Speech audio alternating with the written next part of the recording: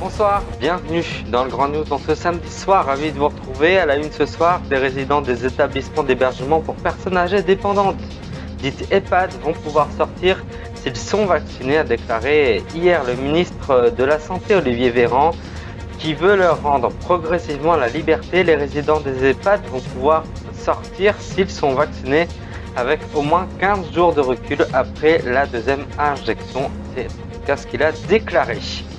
La gendarmerie de la Moselle a lancé un appel à témoins pour retrouver une adolescente de 16 ans disparue depuis le 17 février à 10 h. Selon France Bleu, nos correspondants, nous ferons bien sûr un large point consacré à cette affaire. Au Mexique, des dizaines de responsables politiques assassinés avant les élections de juin. Au moins 64 responsables politiques ont été assassinés au cours des 6 derniers mois.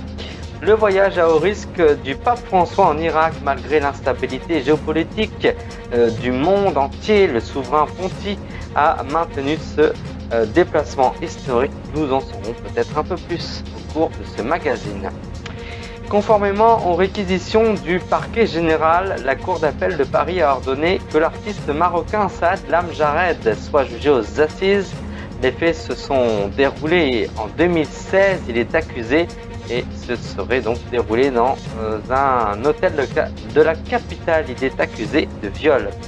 Nous retrouverons bien sûr Christine Haas pour son horoscope signe par signe. Et enfin, dans la recette du Grand News, ce soir, nous ferons des lasagnes aux épinards et au saumon.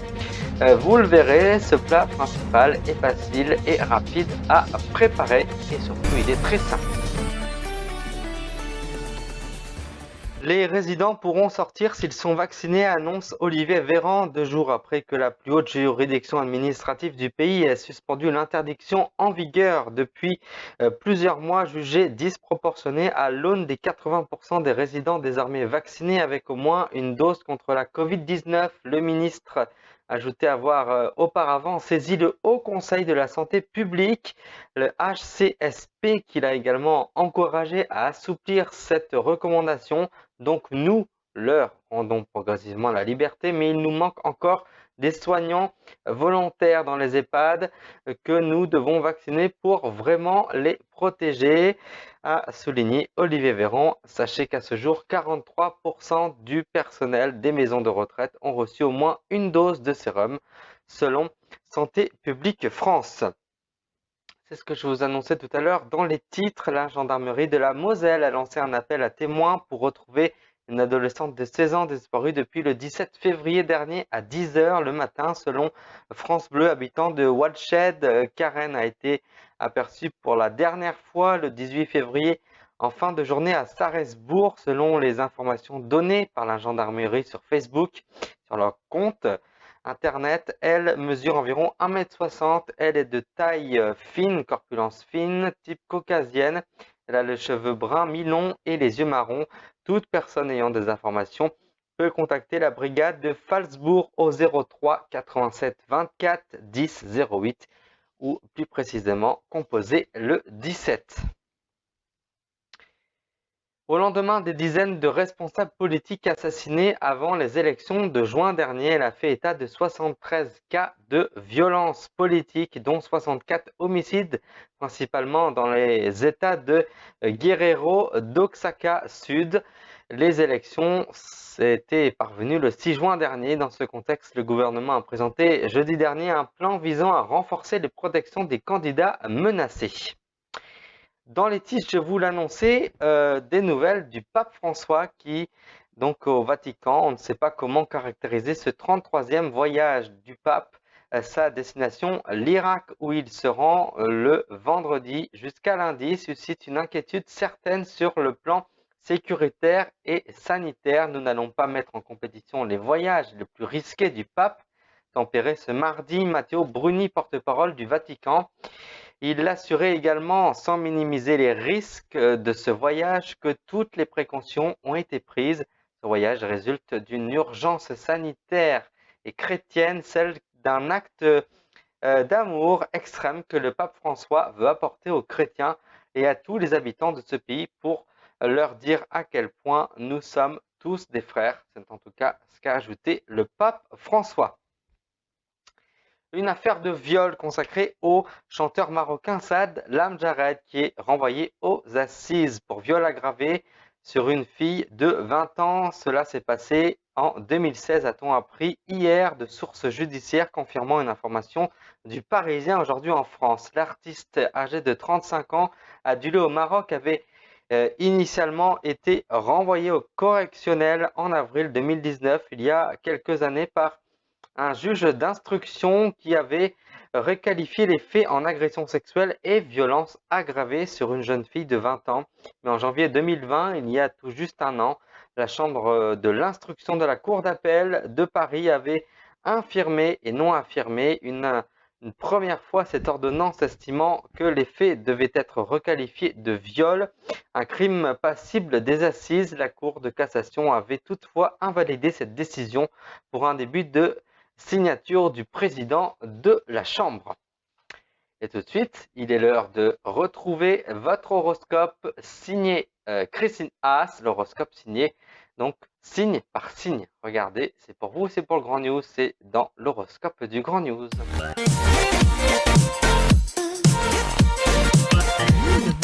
Et moi donc, c'est la pleine lune. Donc on commence avec les poissons, ça se passe chez vous et la conjoncture pourrait représenter une agréable progression. Cette pleine lune vous demande d'être créatif, inventif et décomplexé. Les béliers. Alors la pleine lune oppose des secteurs liés au travail et à la forme. Vous êtes peut-être moins dynamique ces jours-ci, premier décan, mais dès le 4 mars, votre énergie reviendra. On passe au taureau. La pleine lune ne peut que vous caresser dans le sens du poil, surtout si vous êtes de ceux qui ont vécu des événements pénibles. L'avenir semble plus prometteur. Les gémeaux. Les luminaires sont opposés et éclairent à la fois votre secteur professionnel et votre secteur familial. Votre intérêt serait de trouver un juste équilibre entre les deux.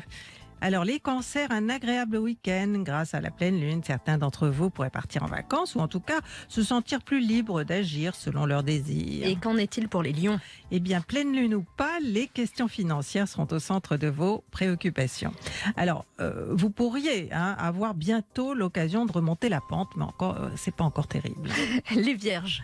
La lune de la pleine lune est chez vous et vous incite à vous poser des questions sur un virage que vous avez à négocier dans votre travail.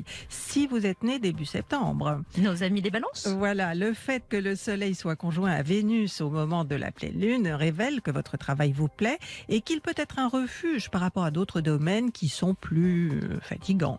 Les scorpions. La jolie pleine lune d'aujourd'hui sera surtout ressentie par le premier décan, ceux nés début novembre et qui constateront que leur relation de couple s'améliore. Les sagittaires. Vos objectifs professionnels ou personnels sont le sujet de cette pleine lune qui vous énerve parce que la vie vous oblige à ralentir. Mais faites-lui davantage confiance. Que réservent les astres pour les capricornes? Ce sont vos échanges qui semblent favorisés par la pleine lune et surtout par la proximité de Vénus, car cela vous permet de convaincre vos interlocuteurs. Et les verseaux. C'est pour nous deux. Ça, c'est sûr. La pleine lune éclaire vos secteurs financiers. Vous aurez peut-être un choix à faire concernant l'achat ou la vente d'un objet, mais curieusement, vous serez hésitant. Oh non, merci beaucoup, Christina. Mais ça de demande. rien. Si vous voulez plus d'astro, vous allez sur le 3210 ou sur rtl.fr. Mais vous savez tout ça. Oui, Agnès. évidemment, et puis à demain surtout. Voilà, et à présent, préparons ensemble des lasagnes aux épinards et au saumon. C'est fait maison, c'est une recette saine et facile à préparer. On vous dit tout dans la rubrique La recette du Grand News. Regardez.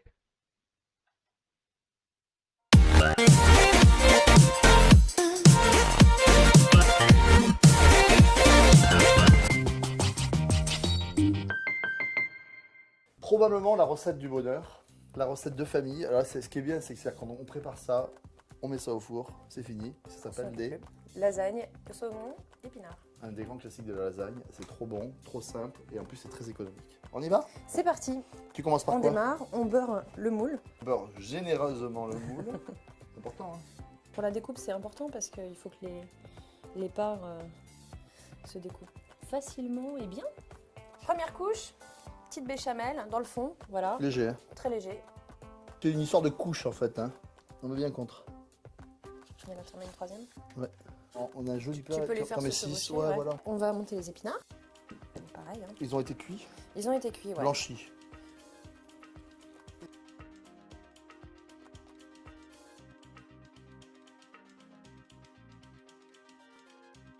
Allez, un petit peu de béchamel.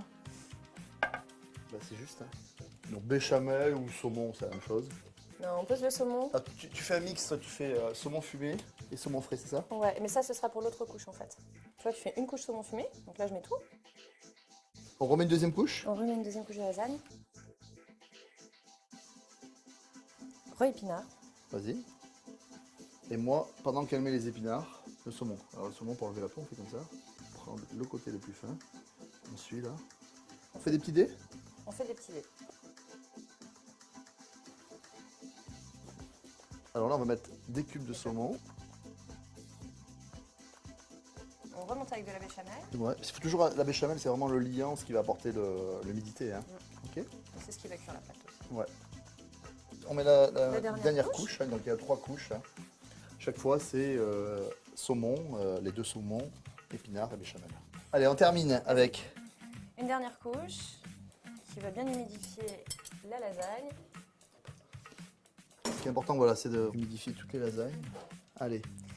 On gratine donc avec du fromage, une petite couche d'emmental. Couche généreuse. Hein. Mais bien sûr. Une On est couche généreux. généreuse. Ah, faut que c'est gourmand. Ouais. Maintenant, il nous reste à le cuire.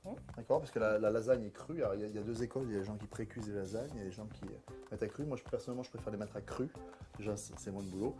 Et on va les cuire pendant 1 heure, 1 heure et quart à 140-150 degrés, assez doucement. Après, on montera un petit peu le four si on a besoin de le colorer.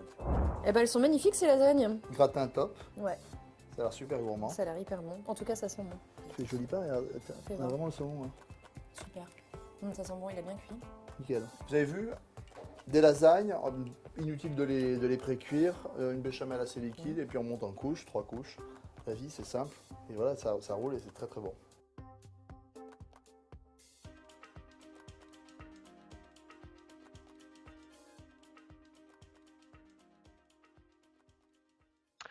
Antoine, âgé de 33 ans, a disparu depuis le 3 mars dernier entre 16h et 16h30. Le trentenaire quitte sa location de vacances pour aller faire un footing sur la hauteur de Mieuxty en Haute-Savoie, mais il n'est jamais rentré depuis. On n'a plus aucun signe de vie et sa famille est très inquiète au moment de sa disparition. Antoine était vêtu d'un t-shirt noir avec des bandes fluorescentes sur les côtés, d'un collant noir de sport et des baskets. Toute personne ayant des informations pouvant fournir sur cette disparition peut contacter la brigade de Taninges au 04 50 34 20 03. C'était le 6 janvier 1982. 2 jeunes femmes faisaient du stop séparément à plusieurs kilomètres l'une de l'autre le long de routes enneigées dans le Colorado aux États-Unis lorsqu'elles ont disparu. Bobby, âgée de 21 ans, avait été retrouvée morte le lendemain derrière un tas de neige près du col de montagne. Elle présentait des blessures par balle. 6 mois plus tard, c'est le cadavre d'Annette, 29 ans, son amie, qui avait été découverte par un jeune garçon qui pêchait avec son papa dans une petite rivière. Elle aussi avait été tuée par balle. Détail terrifiant et mystérieux, elle portait la deuxième chaussette appartenant à la paire dont la première avait été découverte près de Bobby Joe. Cette affaire est restée non élucidée pendant près de 39 ans. C'est énorme. L'ADN retrouvé sur les lieux n'était pas fiché, mais coup de théâtre, le 24 février dernier, soit 39 ans après les faits, un suspect avait été interpellé. Alain Lee Philippe, âgé de 70 ans, a été identifié grâce à la généalogie génétique. Le progrès avance. Des membres de sa famille étaient inscrits dans les fichiers des empreintes génétiques. Cet homme, qui avait alors 31 ans au moment des faits, a été incarcéré, donc sans possibilité de remise en liberté sous conditions. Avant de vous quitter, rappel bien sûr, comme toujours, de la principale information dans ce grand news que nous avons développé tout à l'heure ensemble. Le voyage à haut risque du pape François en Irak, malgré l'instabilité géopolitique, le souverain pontife a maintenu ce déplacement historique. C'est en tout cas ce qu'a annoncé son porte-parole. Voilà la fin de ce Grand News. Merci aux équipes de production. Merci à vous d'avoir suivi ce magazine. Il ferme ses portes, mais il les rouvre pour vous samedi prochain pour d'autres informations. Je vous souhaite un très bon week-end et une très belle semaine en avance. Merci à vous de nous rester fidèles.